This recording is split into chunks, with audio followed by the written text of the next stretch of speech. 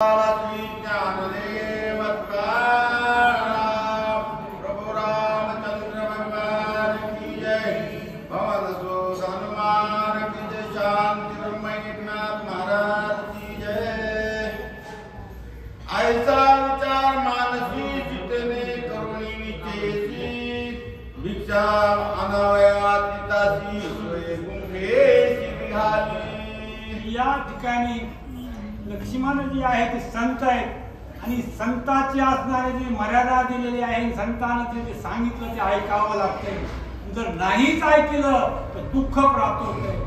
हे आईसाहेब श्रीदेवीला माहित आहे, कारण माझा धीर जे असणारा ज्याचं लक्ष आणि मन जे आहे प्रभू रामचंद्राला वाहिलेलं आहे आणि अशा संताचा जर शब्दाचा आपण जर शब्दाला नाही मानला, विरोध केला तर आपला दुःख प्राप्त होईल म्हणून सांगते महाराज। आदेश आहे की लक्ष्मण रेषा आहे, मला ओलांडता येत नाही। त्यावेळेला राजा खोटा लोक 100 सुम करते आणि आपल्यासारखा सात्विक माणसाला ते फसवितात। या ठिकाणी त्या राजा रावणाला सांगितलं, अगं माय म्हणते माय विनमुख जाई हाती तरी नेही सुकृताची संपत्ती।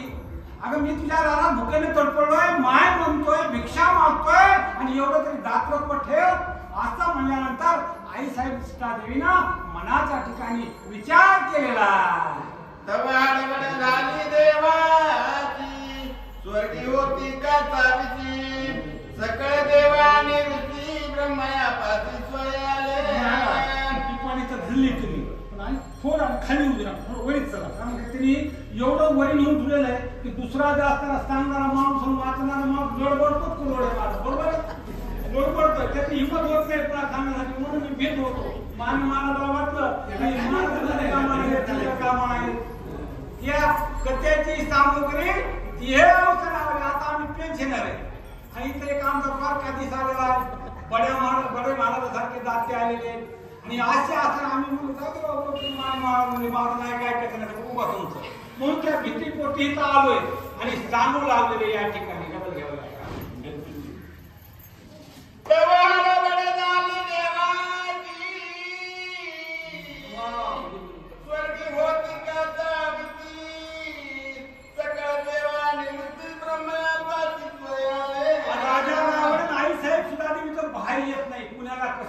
त्याला पुशीत असते। या ठिकाणी परिस्थिती अशी झाली आहे की 33 कोटी देवता गडबडे म्हणजे आता आपल्या राशीची गुलामगिरी आहे आणि इथं जी खितपत पडायचे ही आता चुकत नाही। आईसाहेब सीतादेवी काही या देशाच्या बाहेर येत नाहीत आणि ह्या बाबाचं काही काम होत नाही आणि हे दोघांचं जर काम झालं, आईसाहेब सीतादेवीचं अपहरण झालं तर मालकाला राग येईन, आपली मुक्तता करीन। इथं तर वेगळं दिसायले म्हणून देव सुद्धा घाबरलेत मनाच्या ठिकाणी।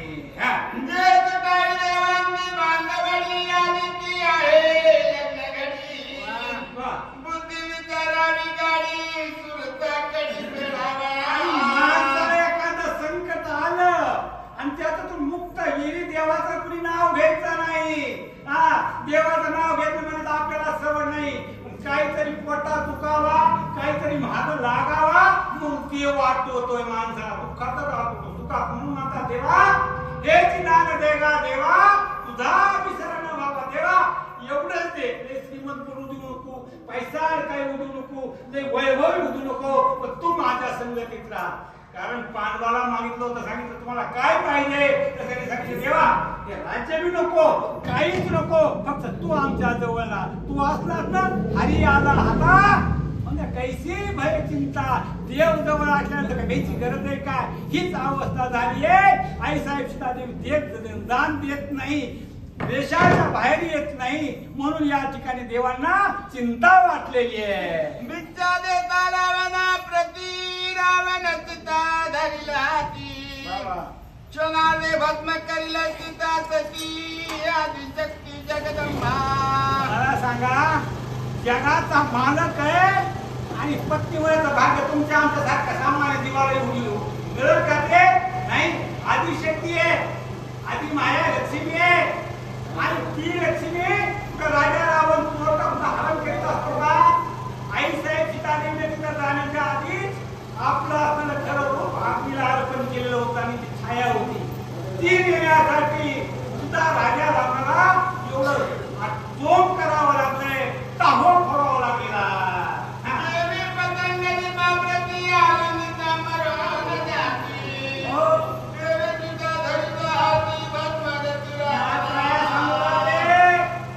अरे हे पतंग आहे आणि हा पतंगाला जसा अग्नीवर आपल्याला जवळ गेला आणि चटका बसला की त्याची मुक्ती मिळते त्याला ही अवस्था राजा रामाची होईल पण तेव्हा नृत्यते पुरते अधिकते सरते तेव्हा एवढं कर की आमचं माझे मनोरथ पूर्ण करी देवा माझं देवा माझं पूर्ण मनोरथ आमचं पूर्ण करा आईचे पितराचं हरण होऊ द्या आणि हरण झालं ना तरच आमची मुक्ती होईल नाही तर आम्हाला मुक्तीच मिळणार नाही रावणाले भस्मीभूत मंडलंकेची नये रचनाथो देव बांधवडी समस्त युद्ध तोडिना जर सीतामाईचं हरण झालं नाही तर प्रभुरामचं विनाकारण कोण कुणाची दुश्मनी घेईल आपण जर इकडं महाराजा इकडं रानात गेलो आणि इकडं तिकडे गेलो तर राग येईल आणि तिथं मग दोन घेतो दोन देतो तीच अवस्था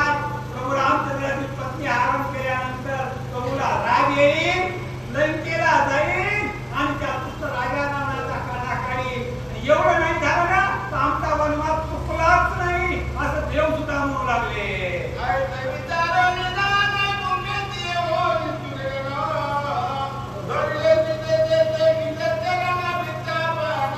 म्हणून सीतेला सद्बुद्धी व्हावी सीतेने आमचा जगाच्या कल्याण संत ह्याला म्हणायचे जगाच्या कल्याणात संतांच्या युती देहकस्तरीती करू महाराज तुम्ही जाणकार करून बोलतोय चांगले महाराज बोलले होते लई प्रमाण देऊ नका तर इथं गाता वळा महाराज भविष्य जर अर्थ सांगत गेला ते सुद्धा एकी कायचं नाही त्यांना असणारा प्रमाण द्यावा